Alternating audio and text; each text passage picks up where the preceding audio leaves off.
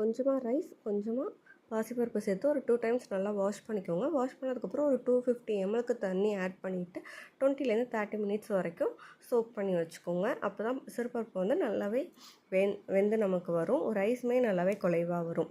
இப்போ வந்து ஒரு மீடியம் சைஸ் கேரட் எடுத்துக்கோங்க. கேரட் எடுத்து தோல் சீவிட்டு நம்ம கேரட் துருவுறதுனால துருவிக்கிட்டு கொஞ்சமாக பெப்பர் பவுடரும் கொஞ்சமாக ஜீரா பவுடரும் சேர்த்துக்கோங்க. என்கிட்ட ஜீரா பவுடரில் அதனால் ஜீரகமாக சேர்த்துக்கிறேன்.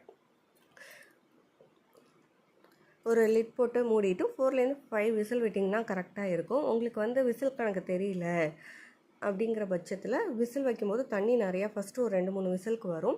அதுக்கப்புறம் வர விசிலுக்கு வந்து தண்ணி வராது. எப்போ ட்ரையாக நமக்கு விசில் வருதோ அந்த டைமில் ஆஃப் பண்ணிக்கிட்டிங்கன்னா கரெக்டான பதம் இருக்கும். ஓவர் தண்ணியுமே இருக்காது. இதை ஒரு மிக்ஸி ஜாருக்கு ட்ரான்ஸ்ஃபர் பண்ணிவிட்டு டாக்டர் சொன்னாங்கன்னா ஒரு பிஞ்சலுக்கு சால்ட் சேர்த்துக்கோங்க. அப்படி இல்லைனா வேணால் 3 to 4 டைம்ஸ் பல்ஸ் மோடில் அடிச்சுக்கிட்டிங்கன்னா ஃபைன் பேஸ்ட்டாக வரும். கொஞ்சமாக கீ கலந்து குழந்தைங்களுக்கு கொடுக்கலாம்.